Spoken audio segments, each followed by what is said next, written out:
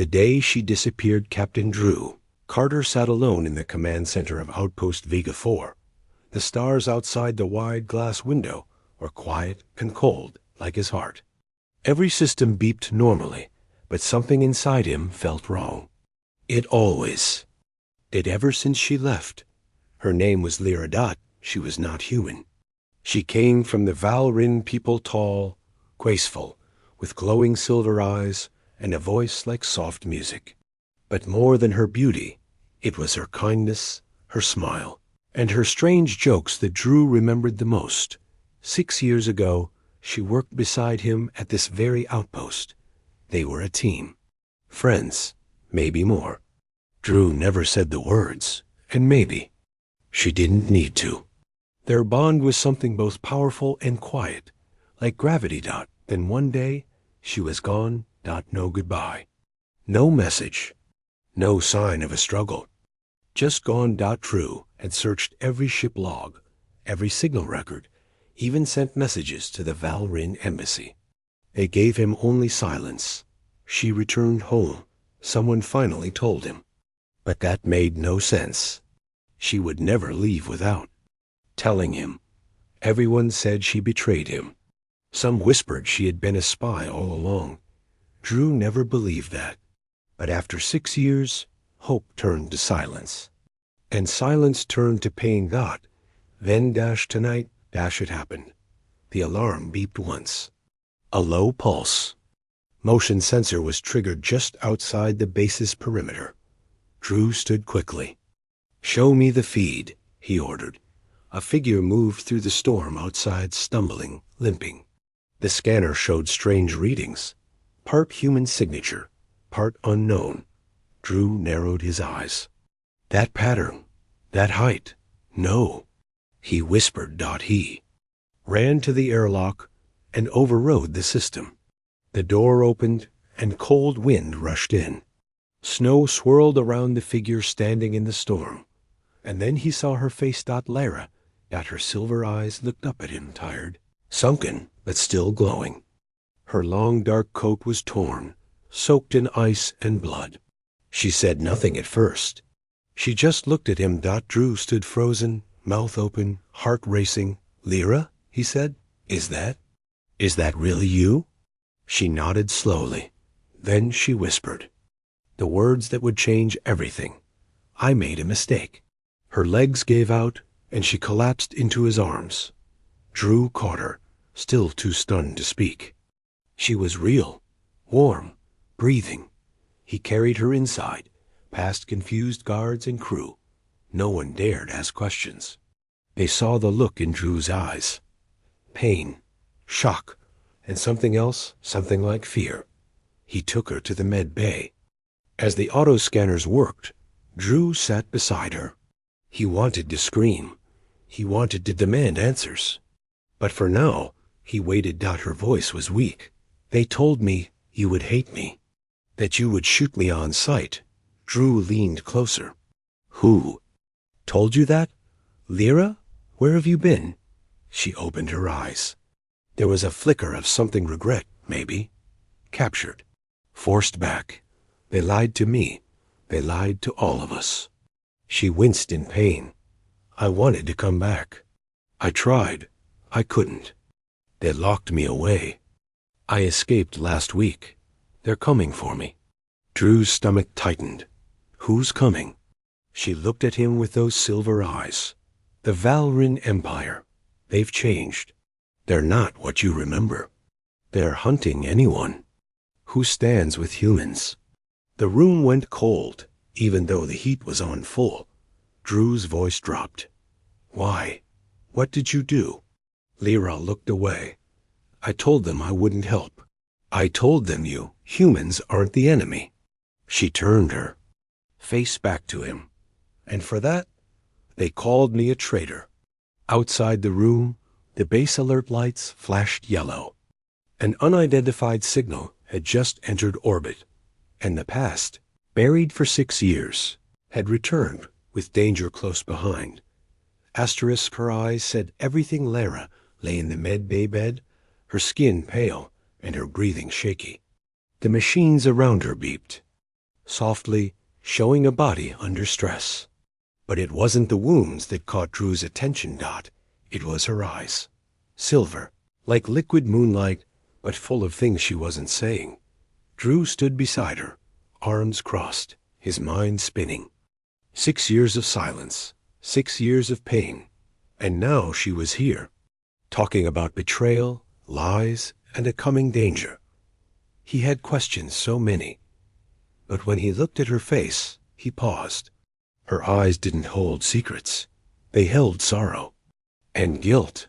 Why? Now? He asked finally, his voice quiet.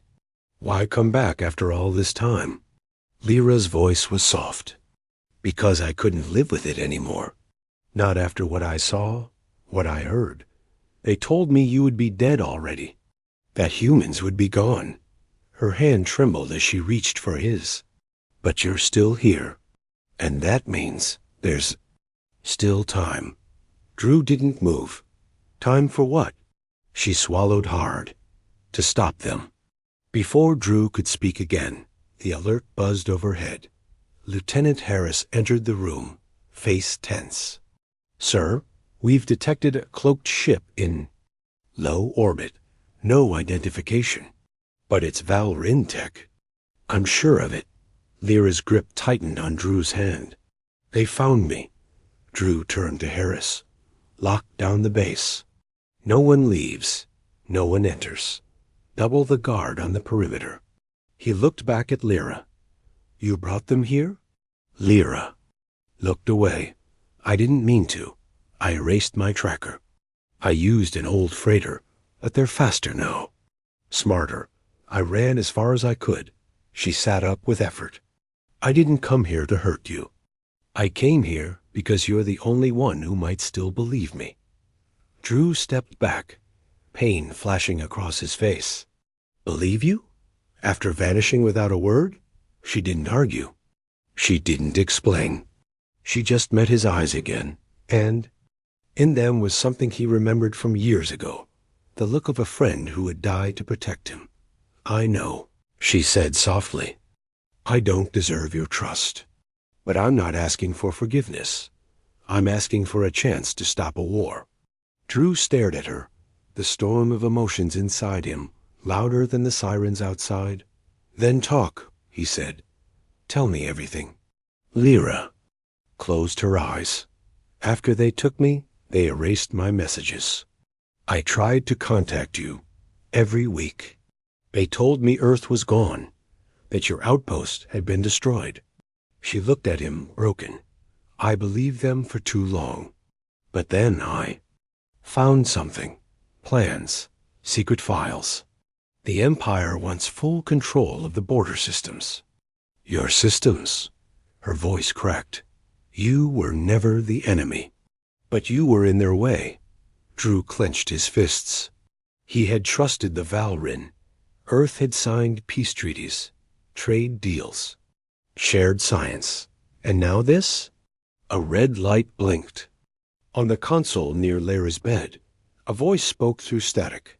Outpost Vega 4, this is Imperial Unit 7X requesting one thing. Turn over the traitor. Do so peacefully, and no harm will come to your crew. Lyra looked at Drew. Her voice was calm, but her eyes were full of fear.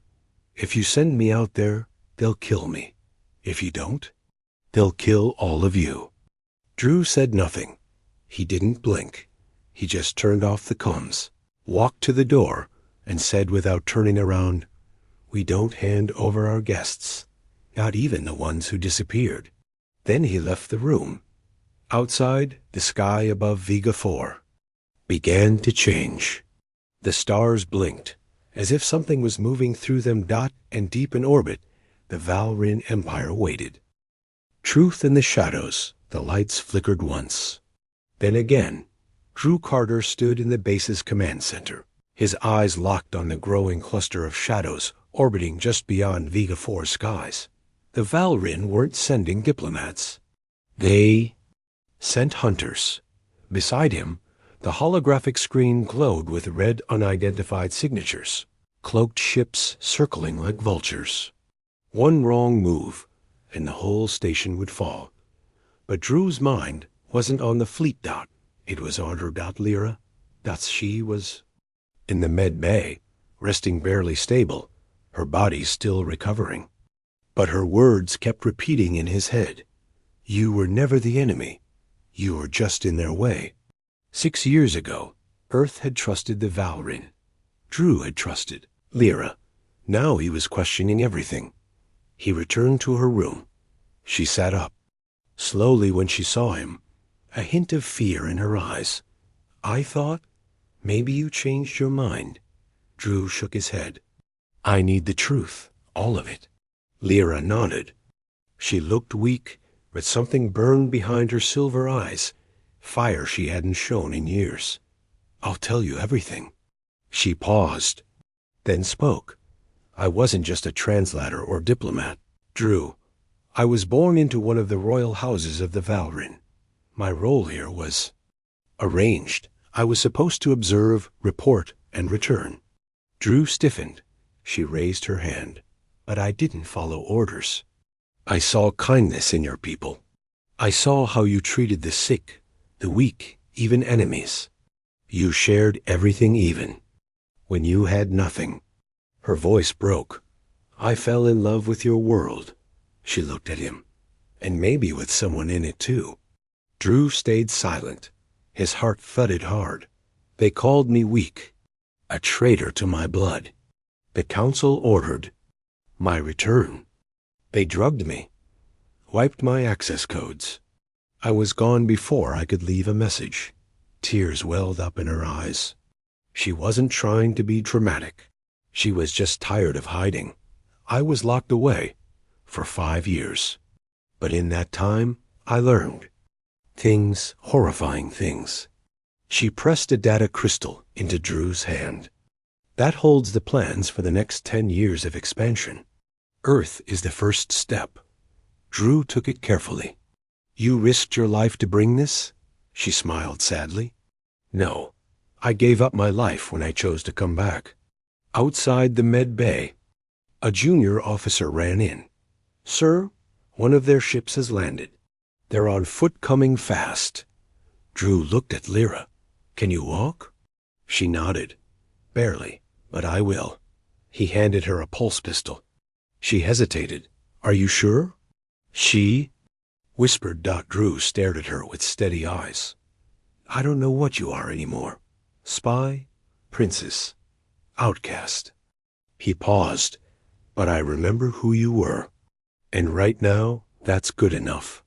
They stepped into the hallway together. Some stared. Others saluted. No. One said a word.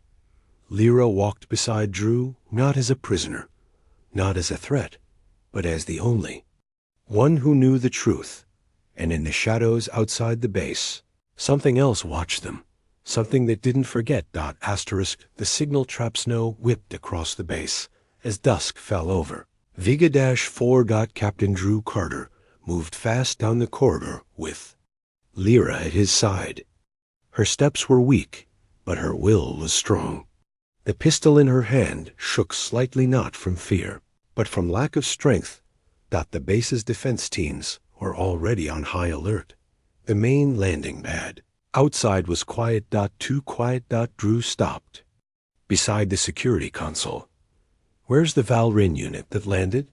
He asked. Lieutenant Harris answered. No sign of them. They touched down 20 minutes ago. But there's no movement on cameras. No thermal, no comms. Drew's brow furrowed. They're not here to talk. They're planning something. Lyra stared at the map on the console.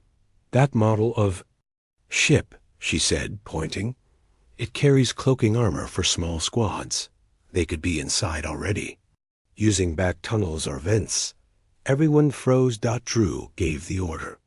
Seal all internal shafts. Lock down sublevels. Use infrared drones. But it was too late. Suddenly, the lights flickered. Emergency red flashed down every corridor. Sir, Harris shouted.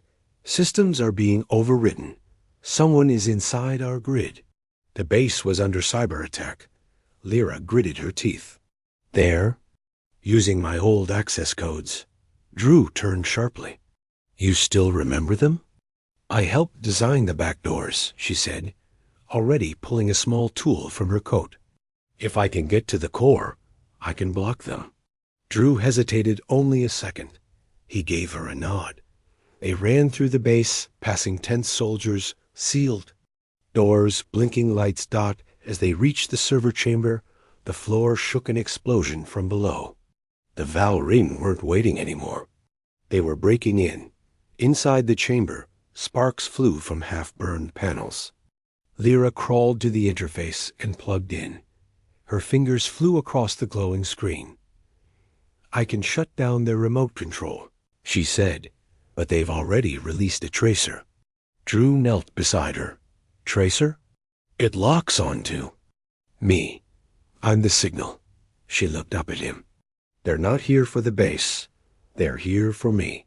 Suddenly, it clicked. Drew's mind raced. They planted a virus the moment your ship got close. The attack was never outside. It's inside. You're the trap. Lyra's face tightened. I didn't mean to. I thought I erased it. I swear, Drew. He placed a hand on her shoulder. I believe you. Boomed out another explosion, rocked the upper hangar. Drew tapped his com. All units, fall back to Central Hall. Protect the med-evac corridor. Priority asset is Lyra. We do not surrender her. Lyra blinked. You're calling me an asset now? Drew gave her a small smile. You're the only one who knows how to stop a war. That makes you more valuable than this whole outpost. She looked down. You really still trust me? Drew answered without pause. I don't know what happened to you out there, Lyra, but I know who you were before. And I see that person still trying to fight. A loud crash echoed down the hallway. Boots. Voices in a language Drew didn't understand, but Lyra did. They're here, she whispered. Then she did something unexpected. She reached into her boot and pulled out a small crystal. What is that? Drew asked. She looked at him with new fire in her eyes. My own signal. One they didn't expect. She pressed it into the wall. The system blinked. An alarm blared. This time not from the enemy, but from a satellite. In orbit. Lyra stood tall. I didn't come here alone. Drew looked at her, stunned. Outside, the sky shifted. And for the first time in 6 years, Drew realized she wasn't just running. She was bringing something with her. Asterisk. The last stand together. The outpost trembled as plasma bolts ripped into its outer walls. Sparks fell from the ceiling. The sound of distant gunfire echoed like thunder through the steel halls. But Captain Drew Carter didn't run. He stood at the central defense platform, armor half secured, rifle in hand. Beside him stood Lyra, no longer weak, no longer silent. Her silver eyes glowed with the same fire she once carried in secret. I thought you said you didn't come alone. Drew shouted over the alarms. Lyra nodded. They'll come. But we have to survive until then. How long? She hesitated. 10 minutes. Drew looked at the monitor. They had 5. Below them, Val'Rin soldiers moved through the lower levels. Cloaked, fast, ruthless. They didn't speak. They didn't negotiate. They were here for Lyra, and they were clearing every room to get to her. Fall back to the inner ring, Drew barked. Set auto turrets. Don't let them flank. His team obeyed. No questions. And Lyra? She stepped forward, standing in front of Drew. He stared at her. What are you doing? She held her small crystal blade tight. I was raised to obey them, trained to follow. But I chose Earth. I chose you. And I'm not running anymore. Drew almost smiled. That's insane. I learned from humans, she said. You fight for what you believe. A door behind them exploded open. 4 Val'Rin elites stormed. Through light armor, energy blades, no fear. Drew fired. Lyra moved like wind fast, sharp, graceful. She fought like someone who had trained in secret all her life. Blade met blade. Her shoulder was grazed. Drew took a bolt to the side. Blood hit the floor. Still, they stood side by side, breathing hard, holding the line until the enemy fell back. Confused and then the sky above them answered. A massive boom shook the base. Outside, a light split the clouds. A ship ancient, in shape but human in design, appeared in orbit. It bore no flags, no markings, just one glowing blue symbol. Unity Protocol. Lyra turned to Drew. That's my insurance.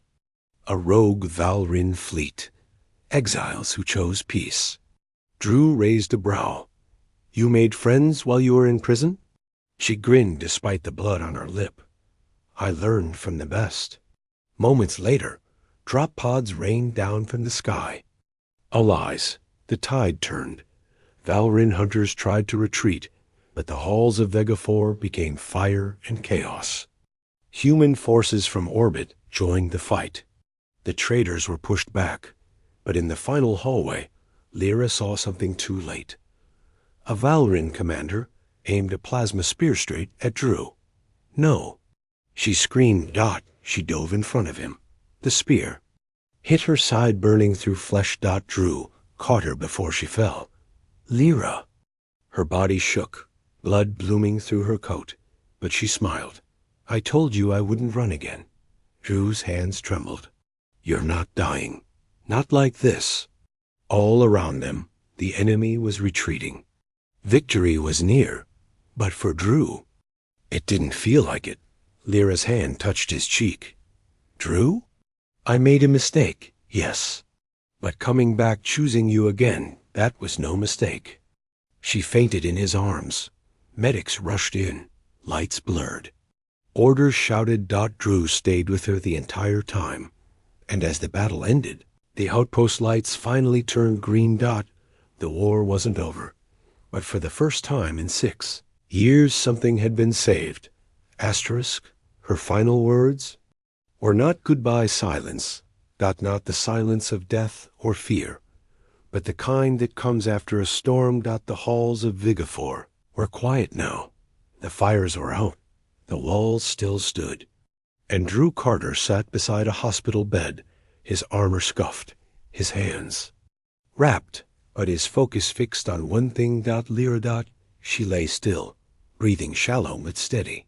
Her wound had been deep, too close to the heart. The medics said she would live, but only barely. And even then, healing would take time. Drew hadn't left her side, not for a second. Outside the window, the rogue Valrin fleet still orbited the outpost, guarding it like silent watchers. They had chosen peace, chosen her, and now, perhaps they were choosing Earth too. But none of that mattered to Drew right now. Only her. He remembered the first time they met. She had offered him a drink made from glowing fruit and laughed when he coughed. Humans are so dramatic, she had said. Now she was the one struggling to breathe. He gently placed her crystal pendant, the one she wore 6 years ago, on her chest. He had found it near the command deck after the battle. She stirred. Her fingers moved. Then her eyes opened, slow and soft. You stayed, she whispered. Drew smiled. Always, she blinked. Did we win? He nodded. We held the line. They're gone. Lyra looked away. I didn't think I deserved to survive. Drew leaned closer. You didn't come back to survive. You came back to do what was right. A tear slipped down her cheek. No one believed me. Not even my own people. I did, Drew said. Even when I hated you, I still believed in you. She laughed weakly. That's a very human thing to say. Silence again. Then she turned her head. Drew? He looked at her. She took his hand in hers. I never said goodbye. Not 6 years ago. Not even in my dreams. He squeezed her hand. You don't have to. You're not going anywhere. A light knock came at the door. Lieutenant Harris entered, eyes wide. Sir, you better come see this. Drew helped Lyra sit up. She nodded. Go. He kissed her forehead gently. I'll be back. Outside the command center, Drew stared at the large screen dot. It wasn't just the rogue Valryn fleet, it was Earth's third defense armada. And a dozen small ships from peaceful alien nations, all answering the same signal. A signal Lyra had, sent when she activated her beacon. A message that said, humanity is not alone anymore. And neither am I. Drew stood in front of the crew. Prepare a message for Earth, he said, and for the Council. Harris asked, What message, sir? Drew smiled faintly. Tell them, the outcast they feared just saved our future. Back. In the med bay, Lyra watched the stars through the window. She whispered softly, I left with silence. I returned with war. But I stayed with hope. Her eyes closed, and this time she didn't disappear. Asterisk,